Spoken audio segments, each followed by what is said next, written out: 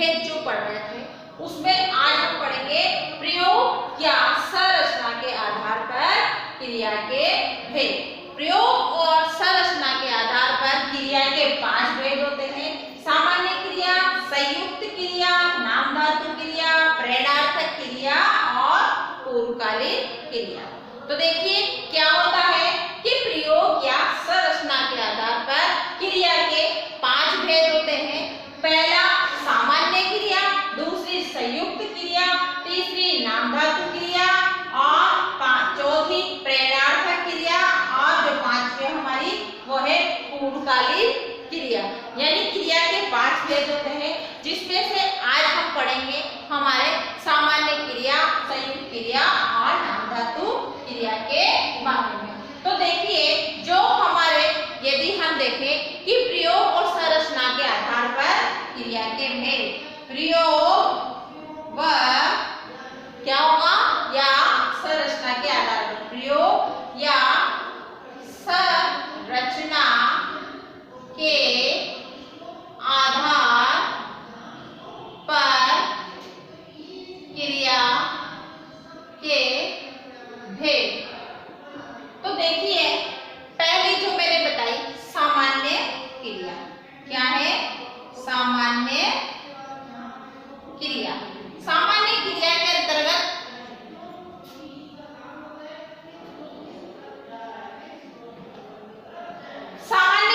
अंतर्गत आता है कि जब वाक्य में केवल एक ही क्रिया का प्रयोग, यानी जब वाक्य में एक ही क्रिया, यानी जब वाक्य में एक ही क्रिया का प्रयोग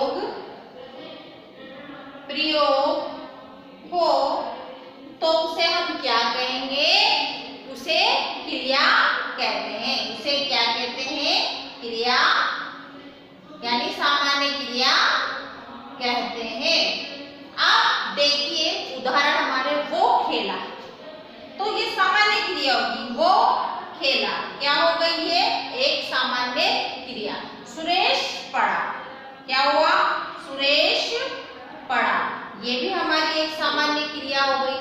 और उसके अलावा मैं नहाता हूँ, यानी मैं नहाता हूँ, तो ये भी एक हमारी सामान्य क्रिया होगी। बिल्कुल सामान्य सी बात, क्या महिमा सोती है, बिल्कुल सामान्य। तो ये होगी हमारी सामान्य क्रिया। यानी जब वाक्य में केवल एक ही क्रिया का प्रयोग हो, एक ही कार्य बताया जाए, तो वो हमारी सामान्य क्रिया होती है। और उसी सामान्य क्रिया में जैसे वो खेल रहा है, वो पढ़ा, मैंने खाया, मैं गया, मैंने गाना गाया, तो ये जो एक ही क्रिया आ रही है तो वहां पर हमारी सामान्य क्रिया होगी। अब आती है हमारी संयुक्त क्रिया। क्या आएगी अब हमारी संयुक्त क्रिया।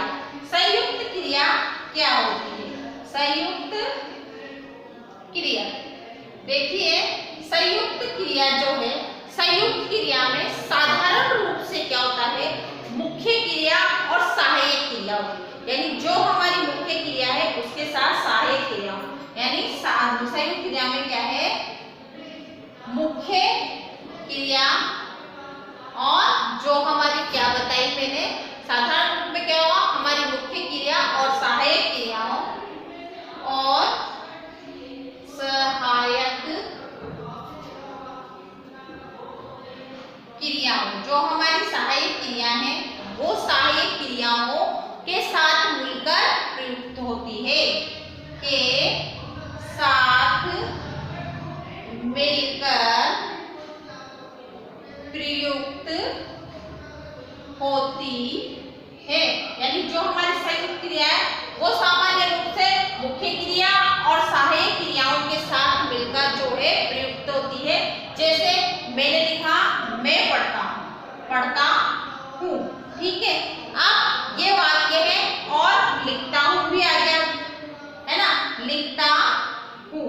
तो ये जो है सामान्य क्रिया है। अब इस सामान्य क्रिया के साथ यानी दो या दो से अधिक जो धातुएं होती है, धातु में बताया जैसे नाम लगाकर धातु बनाई जाती है, तो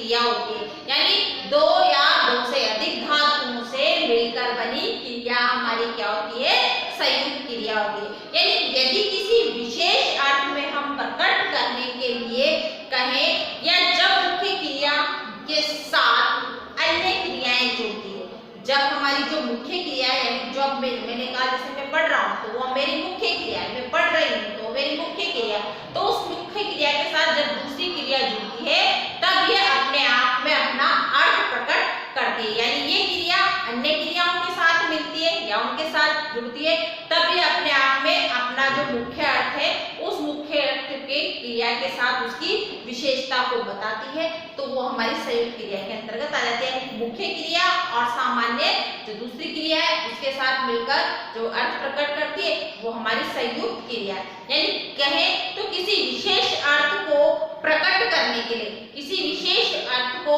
प्रकट करने के लिए जब दो या दो से अधिक क्रियाएं मिलकर पूर्ण क्रिया बनाती है, यानी जब दो या दो से अधिक जब दो या दो से अधिक, यानी दो या दो से अधिक, यानी दो या दो से अधिक क्रियाएं क्या करती हैं, अधिक क्रियाएं मिलकर से अधिक क्रियाएं मिलकर क्या करती है, अपना अर्थ प्रकट करती है। जैसे अधिक क्रियाएं मिलकर पूर्ण क्रिया बनती है, क्या करती है, पूर्ण क्रिया बनती है। यानी दो क्रियाएं आपस में मिलकर जब पूर्ण क्रिया बनती है तो वो संयुक्त क्रिया कहलाती है। दो क्रियाएं आपस में मिल रही, जैसे मैं भोजन कर चुका हूं, जैसे मैं भोजन कर चुका हूं, तो देखिए इसमें दो क्रियाएं आपस में मिल रही, मैंने भोजन किया या मैं भोजन, तो दो क्रियाएं क्या हो रही आपस में मिल रही हैं, तो वो हमारी संयुक्त क्रियाएं हो जाएंगी। या फिर मेरे पिताजी ने मुझे नई किताबें, जैसे मेरे पिताजी ने मुझे क्या की, नई पुस्तकें या नई किताबें खरीद कर दी, नई किताबें खरीद कर दी, है ना।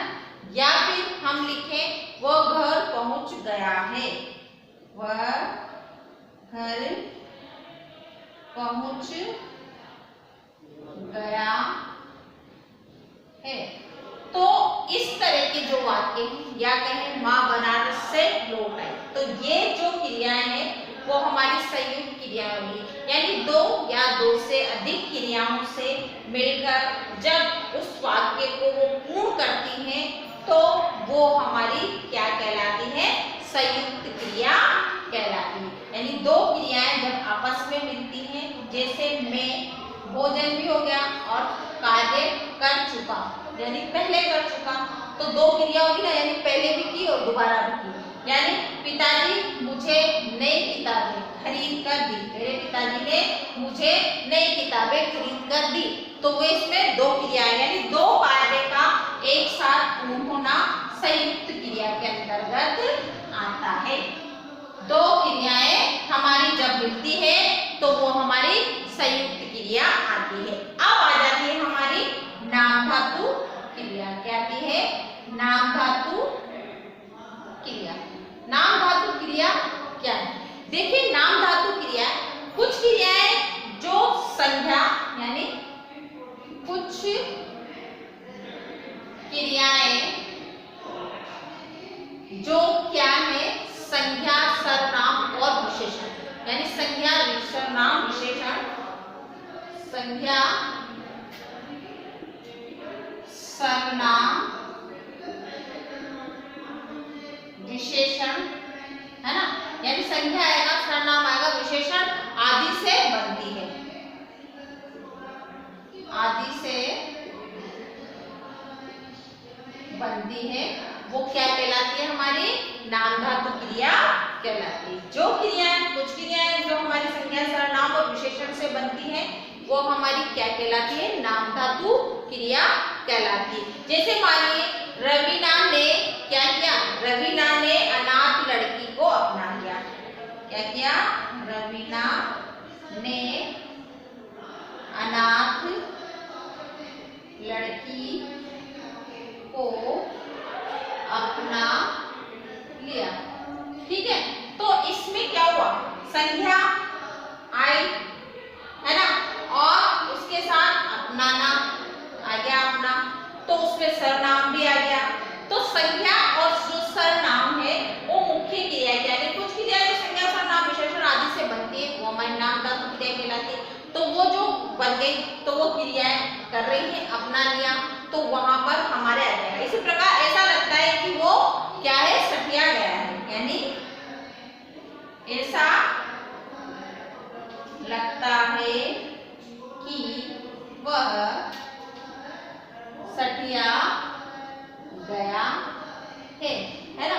तो ऐसा लगता है कि वो सटिया गया है, तो अपने आप इसमें हो रहा है कि कैसे सटिया गया है, ऐसा लगता है कि वो सटिया गया है। तो इसमें भी हमारे संज्ञा, सर्वनाम, जैसे सर्वनाम का प्रयोग हो रहा है, संज्ञा हो रहा है, सटिया नाम हो रहा है, तो ये जो है हमारी क्या हो जाएगी? नाम धातु क्रिया के अंतर्गत आ जाती है। क्या आती है? हमारी नाम धातु क्रिया के अंतर्गत आ जाती है।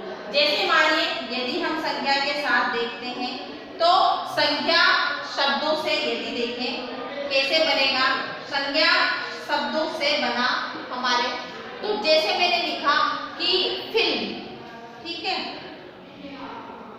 हमारा शब्द है फिल्म, तो इसमें संज्ञा शब्द से क्या बनेगा? फिल्माना, फिल्माना, ठीक है। इसी प्रकार यदि हम ले हाथ तो क्या बनेगा? हथियाना बना। इसी प्रकार यदि झूठला, झूठ तो झूठलाना, इसी प्रकार यदि शर्म तो शर्माना, है ना। तो ये हो गया हमारे संज्ञा के। इसी प्रकार यदि हम सर्वनाम का देखें, संज्ञा के स्थान पर आप देखें हम सर्वनाम का, सर्वनाम शब्दों से देखें तो सर्वनाम शब्दों से में आएगा हमारे कि अपना, तो उसमें क्या आएगा? अपनाना, है ना। इसी प्रकार यदि हम विशेषण में देखें, विशेषण शब्दों से देखें तो विशेषण शब्दों से हमारा क्या बनेगा? गर्म शब्द आ गया हमारा, ठीक है, तो हम कहते हैं गर्माना, ठीक है। इसी प्रकार यदि दोहरा है तो क्या लिखेंगे? दोहराना, ठीक है। तो ये तो क्या हमारा, जैसे संज्ञा से मैंने बताया फिल्माना, और सर्वनाम शब्दों से अपनाना, और विशेषण शब्दों से गर्माना या गर्माना, ये इसके उदाहरण है कि किस प्रकार हम संज्ञा, सर्वनाम और विशेषण से बना सकते हैं। अब यदि हम देखें कि अनुकरणवाची जो शब्द है, क्या है? अनुकरणवाची जो है शब्दों से किस प्रकार बनेगा? तो अनुकरणवाची शब्दों में बनेंगे, जैसे हिन आ गया हमारा, हिन, तो क्या बनेगा अनुकरणवाची? हिनाना, हिनाना, ठीक है। इसी प्रकार चिक भी आ गया या टिम आ गया, है ना, टिम, तो टिमाना, ठीक है। इसी प्रकार और भी हो सकते हैं हमारे कि जैसे थर तो थरथराना, घर तो गरगराना, है ना। इस तरह से बहुत सारे शब्द हैं जिनसे हम बना सकते हैं। तो नाम धातु जो है वो है कुछ क्रियाएं जो संज्ञा, सर्वनाम, विशेषण आदि से बनती हैं, वो हमारी नाम धातु क्रिया कहलाती हैं। और इन शब्दों में जैसे अपनाना, फिल्माना और कहें कि थिरकाना, शर्माना, तो ये चारों शब्द हैं जो है। तो क्या है कि सामान्य क्रिया, जब वाक्य में केवल एक ही क्रिया का प्रयोग होता है तो उससे हम सामान्य क्रिया कहते हैं। खेलना करना। संयुक्त क्रिया है जिसमें दो या दो से अधिक क्रियाएं मिलकर वाक्य को पूर्ण करती है तो वो हमारी संयुक्त क्रिया। और नाम धातु क्रिया क्या है, जिसके अंदर संज्ञा और सर्वनाम विशेषण आदि से जो बनती है वो हमारी नाम धातु क्रिया। अब जो प्रेरणार्थक क्रिया है वगैरह है वो हम कल पढ़ेंगे। प्रेरणार्थक क्रिया के बारे में आज तक के लिए इतना। धन्यवाद।